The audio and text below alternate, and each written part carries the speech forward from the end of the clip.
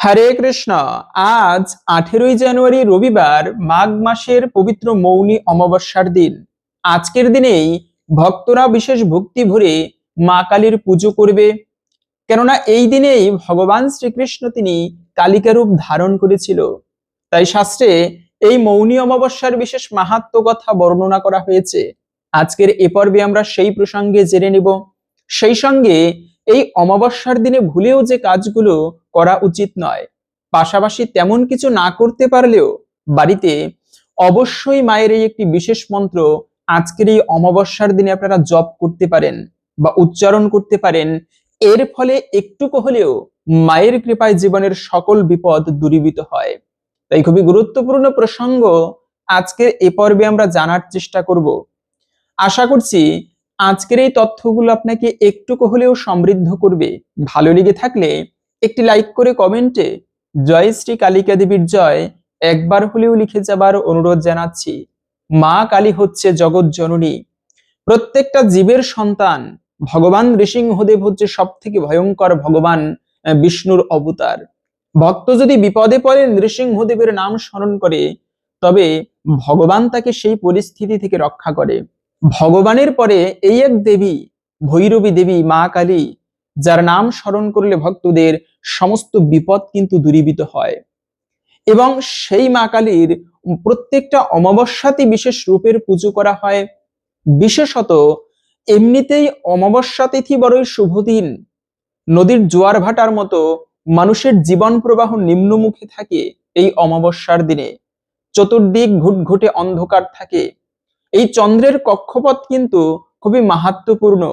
চন্দ্রের কক্ষপথ অনুসারে জোয়ার ভাটা হয়, চন্দ্রের কক্ষপথ অনুসারে ঋতু পরিবর্তন হয়। তো আজকে সেই পবিত্র মৌনী অমাবস্যা তিথি বড়ই পবিত্রতম তিথি। এই দিনে অনেক তন্ত্রমন্ত্র বা তান্ত্রিকেরাও সাধনা করে থাকে, কেননা অন্যান্য দিনে সাধনার থেকে অমাবস্যাতে যে সাধনা করা হয় তা বিশেষ ফলপ্রদ। এজন্য যারা ইষ্টদেবের পুজো করবে, এদের জন্য একটা শ্রেষ্ঠ দিন এই মৌনী অমাবস্যা তিথি। আপনারা যে যার পুজোই করেন না কেন, ভগবান বিষ্ণু, নৃসিংহদেব, শ্রীকৃষ্ণ, লক্ষ্মীনারায়ণের পুজো করা এই অমাবস্যার দিনে কিন্তু সব থেকে বেশি মাহাত্ম্যপূর্ণ। বাড়িতে একটুকু বিশেষ করে আপনারা আজকের এই শুভ দিনে ইষ্টদেবের পুজো করতে পারেন। কেন এই অমাবস্যা তিথি এতটা মাহাত্ম্যপূর্ণ? প্রথমত হচ্ছে মৌনী অমাবস্যা, নাম শুনেই বুঝতে পারছি এই অমাবস্যার মাহাত্ম্য। এই অমাবস্যার দিনে মৌনতা অবলম্বন করতে হয়। মৌনী মুনি কাদেরকে বলা হয়? যারা মৌনব্রত অবলম্বন করে। মৌনব্রত মানে হচ্ছে যে একেবারে কথা বলবে না, বোবার মতো থাকবে, এরকমটা নয়। মৌনব্রতের অর্থ হচ্ছে জীবনে একমাত্র ভগবতমূলক কথা ছাড়া আজে বাজে কোনো কথা বলবে না। একমাত্র কৃষ্ণ কথা বলবে, জীবনে অন্য কোনো কথা বলবে না। শুধু তাই নয়, ভগবান মানে কোনো খারাপ ভাষা, কোনো অপ্রয়োজনীয় কারো নিন্দা করা, ঝগড়া করা, এগুলো করবে না। শুধুমাত্র প্রয়োজনীয় কথা বিষ্ণু নাম স্মরণ করবে। এদেরকে বলা হয় মুনি। এজন্য যারা মনি ঋষি হয়, তারা মানে সাধারণ লোকের সাথে কথা বলে না তেমন। এটা তাদের অহংকার নয়, এটা হচ্ছে তাদের একটা ব্রত। কোনো জাগতিক কথা বলবে না, শুধুমাত্র কৃষ্ণ কথা বলবে। এই ব্রত করলে কি হয়? ওই যে বলে না, একটা সাধারণভাবে গ্রাম্য একটা মানে কথা শোনা যায় এরকম, যে 12 বছর যদি কেউ কথা না বলে থাকতে পারে, সে বাক্য সিদ্ধ হয়। বাক্য সিদ্ধ মানে হচ্ছে তার মুখ থেকে যা কিছু বের হয় তা ফলপ্রসূ হয়। কিন্তু ওরকম ভাবে বাক্য সিদ্ধ হয় না। বাক্য সিদ্ধ বলতে কি, ব্যক্তি সদা সত্য কথা বলবে, জীবনে কখনো মিথ্যা বলবে না। তার মুখ থেকেও, তার মুখের মধ্যে শ্রীমুখে একটা তেজ হয়। সেই শ্রীমুখ থেকে একটা আশীর্বাদ করলে একটুকু হলেও ফলপ্রসূ হয়। যারা তপস্বী ঋষি, মুনি ঋষি, তাদের মুখ থেকে একটা আশীর্বাদ ফলপ্রসূ হয় কিন্তু। তো এই জন্য বিশেষত সব দিনে মৌনব্রত অবলম্বন করতে না পারলেও এই অমাবস্যার দিনে আমাদের প্রত্যেকের উচিত প্রথমত হচ্ছে সত্যবাদিতা গুণকে ধারণ করা। যে কাজগুলো ভুলেও করা উচিত নয় এই অমাবস্যার দিনে, তার মধ্যে প্রথমত হচ্ছে মিথ্যা কথা বলতে নেই। কেননা সত্যের উপরে ধর্ম নেই, মিথ্যার উপরে পাপ নেই জগতে। তাই এই সত্যবাদিতা গুণকে আমাদের প্রত্যেকের ধারণ করা উচিত জীবনে। কখনো মিথ্যা কথা বলা, অপ্রয়োজনীয় কোনো বাক্য প্রয়োগ করা উচিত নয়। এটা কিন্তু বিশেষ অমঙ্গল এবং অশুভ। তো এই আজকের দিনে শুধু তাই নয়, ঝগড়া করা, আমরা বাড়িতে যতই লক্ষ্মী পুজো করি, যদি ঝগড়া দ্বন্দ্ব আদি করা হয়, কালী মায়ের পুজো করলাম অথচ বাড়িতে ইচ্ছা মতো গালিগালাজ, ঝগড়া দ্বন্দ্ব আদি করলাম, এতেও কিন্তু প্রকৃত মা কালীর কৃপা লাভ হবে না। তো ঝগড়া যতটা সম্ভব, ঝগড়া দ্বন্দ্ব, খারাপ ভাষা প্রয়োগ করা, অপরের নিন্দা করা, এগুলো থেকে আজকের এই শুভ দিনে বিরত থাকা উচিত। মৌনব্রত প্রত্যেকের অবলম্বন করা উচিত, যে কারণে এই অমাবস্যা তিথির একটা নাম হচ্ছে মৌনী অমাবস্যা। পাশাপাশি হচ্ছে আমরা প্রথমত জেনে নিচ্ছি এই অমাবস্যা তিথি কতক্ষণ থেকে কতক্ষণ থাকবে। তো অমাবস্যা তিথি শুরু হয়েছে গতকালকে 17ই জানুয়ারি শনিবার রাত 12টা 44 মিনিট থেকে, থাকবে মূলত আজকে 18ই জানুয়ারি রবিবার রাত 2টা 2 মিনিট পর্যন্ত। এই সময়টুকুর মধ্যে এই পবিত্র মৌনী অমাবস্যা তিথি থাকবে। সেজন্য উদয়া তিথি মেনে আমাদের এই অমাবস্যা পালন করতে হবে আজকে 18ই জানুয়ারি রবিবার। তো এই যে অমাবস্যা সব থেকে বেশি যে কারণে মাহাত্ম্যপূর্ণ, আপনারা হয়তোবা ইতিমধ্যেই জানেন যে ভগবান শ্রীকৃষ্ণ তিনি এই রটন্তি কালী পুজো বা এই অমাবস্যার দিনে তিনি কালিকা রূপ ধারণ করেছিল। এই জন্য বলে ওই যে যেই কৃষ্ণ সেই কালী, কথাটা এখান থেকে এসেছে। যদিও কালীমা তিনি একজন দেবী, ভগবানের শক্তি রূপিণী দেবী, মহামায়া হচ্ছে এই কালীমাতা। সমস্ত কালেরও যিনি স্ত্রী তাকে বলা হয় কালী। যেমন কাল হচ্ছে সময় বা যমদেব, সেই যমদেবেরও মৃত্যু দেবতা যিনি, তিনি হচ্ছে মহাকাল। আর মহাকালের যিনি স্ত্রী তাকে বলা হয় কালী। এজন্য ভৈরবী দেবী, যারা এই ভৈরবী দেবীর সাধনা করে তাদেরকে বলা হয় শাক্ত। তবে আজকের দিনে আপনারা যারা বৈষ্ণব রয়েছে তারা কি কালী মায়ের পুজো করতে পারবে কিনা? হ্যাঁ, পারবেন। যেমন মা কালী বৈষ্ণবী, তিনিও ভগবানের সেবা করে। সেই দৃষ্টিভঙ্গি নিয়ে, মা তুমি আমার সমস্ত অপযশ ধ্বংস করো, আমাকে সমৃদ্ধি দাও, সৎ ইচ্ছাগুলো আপনি মায়ের কাছে বলতে পারেন। তবে ভক্তি ভরে তার সেবা করে বিষ্ণু ভক্তি কামনা করবেন, তবে অবশ্যই কৃষ্ণ ভক্তরাও মা কালীর পুজো করতে পারবে। এভাবে করে বিশেষ করে আপনারা মা কালীর সেই আজকের দিনে যদি ভালো লাগে তবে সাত্ত্বিকভাবে পুজো করবেন। এমন নয় যে কৃষ্ণ পুজো করলে কোনো দেবদেবীর পুজো করাই যাবে না, এটা মহা অপরাধ, এরকমটা নয়। হ্যাঁ, ভগবানের পুজো করার উপরে শ্রেষ্ঠ কোনো পুজো নেই। ভগবানের পুজো করলে সমস্ত দেবদেবীর পুজো করা হয়ে যায়, তারা সবাই আপনা থেকে প্রসন্ন হয়।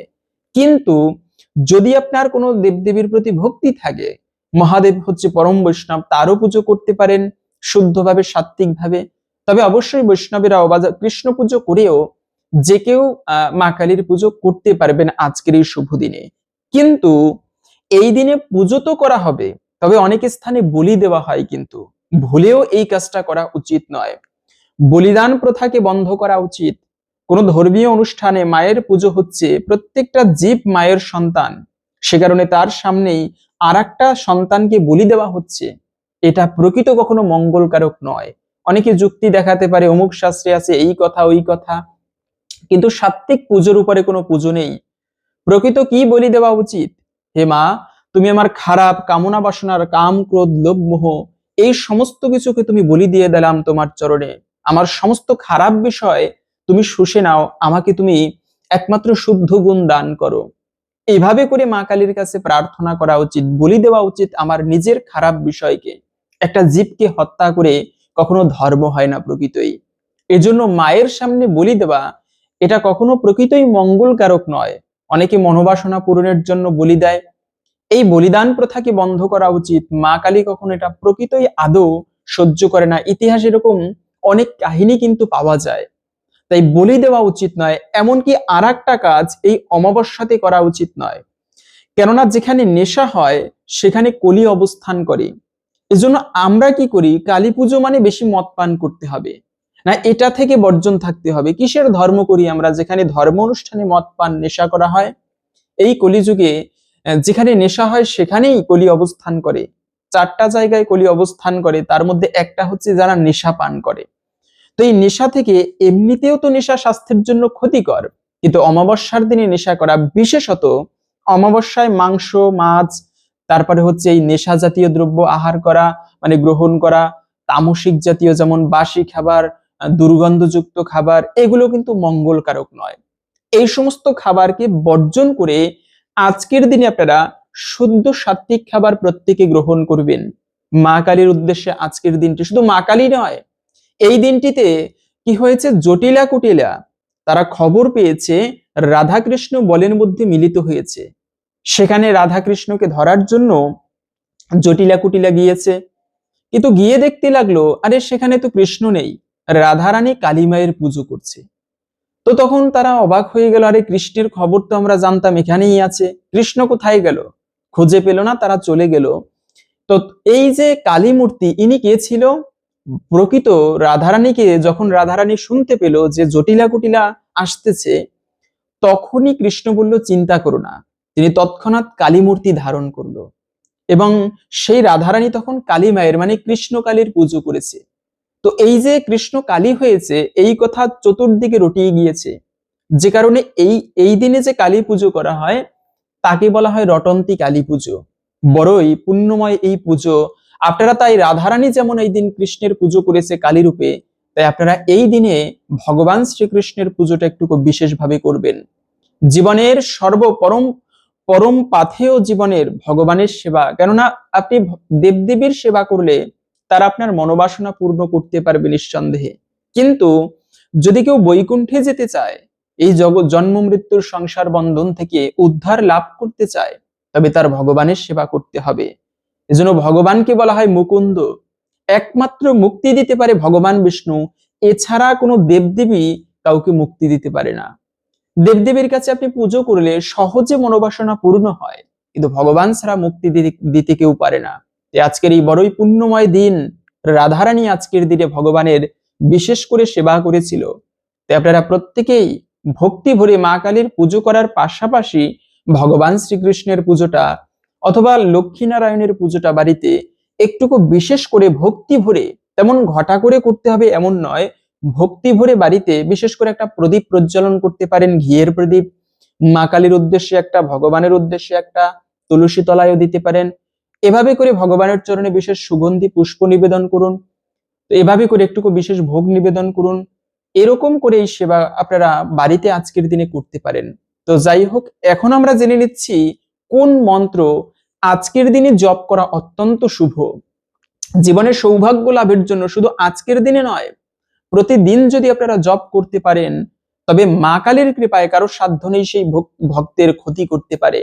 একটা বিশেষ রক্ষা কবচ স্বরূপ এই মন্ত্র, যা চণ্ডীর মধ্যেও বর্ণনা করা আছে। তো আমরা সেই মন্ত্রের এখন মাহাত্ম্য কথা জেনে নিচ্ছি, তারপরে শেষের দিকে বলে দেব এই মন্ত্র কোথায় পাবেন বা কিভাবে পাঠ করতে হবে। এই মন্ত্রের মাহাত্ম্যেই বলা হয়েছে কিভাবে এই মন্ত্র পাঠ করতে হবে। তাই আসুন কিছুক্ষণ সময় ধৈর্য ধরে এই বিশেষ মন্ত্রের আমরা মাহাত্ম্য কথা শ্রবণ করি। আশা করি একটুকু হলেও মা দুর্গার এই মন্ত্রের প্রতি বিশেষ ভক্তির উদয় হবে। দেবী কবচের মাহাত্ম্য। দেবী কবচে মহামায়া দুর্গার নানা রূপ, নাম এবং কার্যবিধির বর্ণনা আছে, যেখানে প্রতিটি অঙ্গ প্রত্যঙ্গের জন্য আলাদা আলাদা দেবীর রক্ষা কর্তৃত্ব নির্দিষ্ট করা হয়েছে। শাস্ত্রমতে যে ব্যক্তি এই কবচ নিষ্ঠার সাথে পাঠ করে বা ধারণ করে, তার জীবনে শত্রু জয়, রোগ মুক্তি, ভয়হীনতা এবং সর্বাঙ্গীন কল্যাণ ঘটে। দেবী কবচের উৎপত্তি কাহিনী মার্কণ্ডেয় পুরাণে বর্ণিত আছে, যা সপ্তশতী বা চণ্ডী পাঠের প্রথম অংশে পাওয়া যায়। প্রাচীনকালে সূর্যবংশীয় রাজা সুরথ ও এক বৈশ্য সমাধি জীবনে দুঃখ কষ্টে জর্জরিত হয়ে ঋষি মেধাসের আশ্রমে আশ্রয় নিয়েছিল।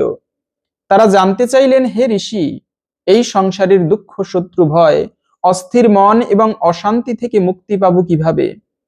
তখন ঋষি মেধাস তাদের দেবী মহামায়ার মাহাত্ম্য শোনালেন এবং প্রথমেই দিলেন দেবী কবচ। তিনি বললেন, এটি দেবী দুর্গার অপরাজেয় বর্ম।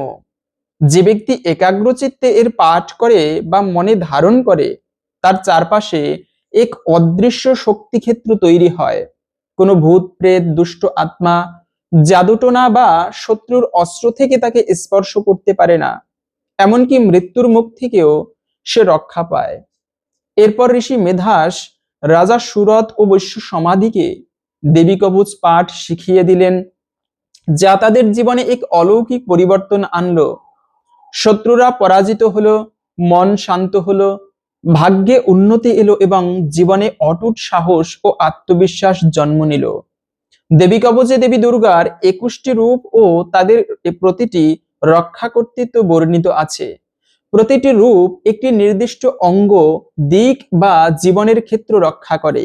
উদাহরণস্বরূপ, কেশে দেবী চূড়ামণি, মুখে দেবী ত্রিনয়নী, বুকে দেবী কৌমারী, হৃদয়ে দেবী লক্ষ্মী, হাতে দেবী বালা, পায়ে দেবী মহালক্ষ্মী, পশ্চাতে দেবী দুর্গা, সর্বাঙ্গে দেবী অম্বিকা।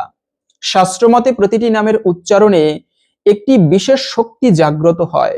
এই শক্তি ধ্যান ও পাঠের মাধ্যমে ভক্তের চারপাশে এক আধ্যাত্মিক বর্ম তৈরি করে। দেবী ভাগবত পুরাণে বলা হয়েছে, দেবী কবচ পাঠে সর্বপাপ ধ্বংস হয়, কর্মফল শুভ হয় এবং জন্ম মৃত্যুর বন্ধন ছিন্ন হয়। হঠাৎ দুর্ঘটনা, আগুন, জল, বিষ ও বা অস্ত্রের আঘাত থেকে রক্ষা, রোগ প্রতিরোধ ক্ষমতা বৃদ্ধি, দীর্ঘস্থায়ী রোগের আরোগ্য লাভ, যাত্রায় নিরাপত্তা, ভয়, উদ্বেগ, দুঃস্বপ্ন দূরীকরণ, মনোসংযোগ বৃদ্ধি, অশান্তি দূর হয়ে অন্তরে শান্তি এবং সাহস বৃদ্ধি, দুষ্ট আত্মা, ভূত, প্রেত, কালো জাদু থেকে মুক্তি, আধ্যাত্মিক শক্তির বিকাশ, পাপ মোচন, দেবীর বিশেষ কৃপা লাভ হয়। দেবী কবচ পাঠের নিয়ম। শাস্ত্র অনুসারে দেবী কবচ পাঠের জন্য কিছু নিয়ম আছে। সব থেকে শুভ সময় হচ্ছে ভোরবেলা বা সন্ধ্যাবেলায়। সন্ধ্যা শেষে শুদ্ধ হয়ে পাঠ করা শ্রেয়। আসন হচ্ছে কুশাসন, চামড়াশূন্য আসন বা পরিষ্কার কাপড়ের উপরে বসতে হবে। পূর্ব দিক এবং উত্তরমুখী হয়ে পাঠ করা সর্বোত্তম।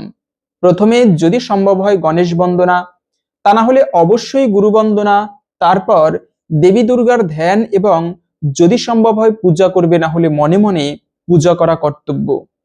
একাগ্র মনে নিষ্ঠা রেখে হৃদয়ে ভক্তি নিয়ে পাঠ করা অবশ্যই উচিত এবং এর শুভ ফল লাভ করার জন্য প্রতিদিন একবার, যদি সম্ভব হয় বিশেষ সংকল্পে প্রতিদিন 11 বার বা 21 বার অথবা 40 দিন যদি কেউ একবার করেও প্রতিদিন পাঠ করতে পারে এই কবচ, তবে মা কালীর কৃপায়, দেবীর কৃপায় দ্রুত এর সুফল পাওয়া যায়। কিন্তু বাস্তব জীবনে কিছু অলৌকিক ঘটনাও ভক্তরা এরকম পেয়ে থাকেন।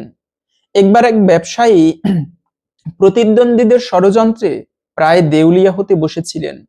গুরুজির পরামর্শে তিনি 21 দিন দেবী কবচ পাঠ করেন এবং অল্প সময়ের মধ্যেই পরিস্থিতি বদলে যায়। শত্রুরা পরাস্ত হয়, ব্যবসায় লাভ বৃদ্ধি পায়। দেবী কবচ কেবল বিপদ থেকে রক্ষা করার জন্য নয়, বরং আত্মার শক্তি জাগ্রত করার উপায়। যখন একজন ভক্ত দেবী কবচ পাঠ করেন, তখন তিনি দেবী দুর্গার বিভিন্ন রূপকে ধ্যান করেন, যা তার চেতনায় শক্তি, সাহস, প্রজ্ঞা ও ভক্তি জাগায়। এটি আমাদের মনে করিয়ে দেয় যে জীবন একটি যুদ্ধক্ষেত্র এবং আমরা সবাই যোদ্ধা। আমাদের অস্ত্র হলো ভক্তি, বিশ্বাস এবং সৎকর্ম, আর দেবী কবচ হলো সেই আধ্যাত্মিক বর্ম যা আমাদের রক্ষা করে অশুভ প্রভাব থেকে। দেবী কবচ পাঠের মাহাত্ম্য অসীম। এটি কেবল একটি স্তোত্র নয়, বরং এক শক্তির উৎস, এক রক্ষা কবচ। যে ব্যক্তি নিষ্ঠার সাথে দেবী কবচ পাঠ করে, তার জীবনে অশুভ শক্তি প্রভাব ফেলতে পারে না। তার চারপাশে এক অদৃশ্য আলোকমণ্ডল তৈরি হয়, যা তাকে সর্বদা নিরাপদ এবং শান্ত, সাহসী রাখে। যে ভক্ত প্রতিদিন দেবী কবচ পাঠ করে, সে নিজে রক্ষা পায় এবং তার পরিবার, ভক্ত ও নিকটজনও দেবীর কৃপায় সুরক্ষিত হয়। তো এই হচ্ছে মূলত সেই বিশেষ মন্ত্রের মাহাত্ম্য, যা আপনারা বুঝতে পেরেছেন আশা করি দেবী কবচ এবং পাঠের নিয়মও তো বলা হয়েছে। এভাবে করে মূলত সংক্ষিপ্ত যে নিয়ম, প্রতিদিন আপনারা স্নান করার পরে সকাল, দুপুর, না হলে সন্ধ্যায় পূর্বমুখী হয়ে দিনের বেলা, না হলে রাত্রিকালে উত্তরমুখী হয়ে মাকে ধ্যান করে জপ করতে পারেন, পাঠ করতে পারেন। মায়ের কৃপায় দেবী কবচ চণ্ডীর প্রথমেই, মানে চণ্ডী গ্রন্থের প্রথমেই পাওয়া যায়। যাদের মায়ের প্রতি ভক্তি আছে তারা এই মন্ত্র জপ করতে পারেন। তবে যারা কৃষ্ণ ভক্ত তারা অবশ্যই হরে কৃষ্ণ মহামন্ত্র জপ করবেন, কেন ভগবানের উপর, মন্ত্রের উপরে কোনো শ্রেষ্ঠ মন্ত্র নেই। আপনারা ভগবান কৃষ্ণের যুগ ধর্ম হরে কৃষ্ণ মহামন্ত্র প্রত্যেকে জপ করবেন, পাশাপাশি এই দেবী কবচ পাঠ করবেন। এটি আরো বেশি মঙ্গলময় এবং শুভ। তবে প্রত্যেকেই যারা দেবী কবচ পাঠ করবেন তারাও চেষ্টা করবেন একমালা করে প্রতিদিন হরে কৃষ্ণ মহামন্ত্র জপ করতে, এতে তাড়াতাড়ি আরো সুফল পাওয়া যাবে। তো যদি আজকের এই তথ্যগুলো জেনে আপনি সমৃদ্ধ হয়ে থাকেন, একটি লাইক করে কমেন্টে জয় শ্রী মা দুর্গার জয়, মা কালীর জয় একবার হলেও লিখে যাবার অনুরোধ জানাচ্ছি। ভগবানের কৃপায়, দুর্গা মায়ের কৃপায় আমাদের সকলের জীবনে সমৃদ্ধি আসুক, সৌভাগ্য লাভ হোক, এই কামনা করে আজকের ভিডিওটি এখানে সমাপ্ত করছি। হরে কৃষ্ণ।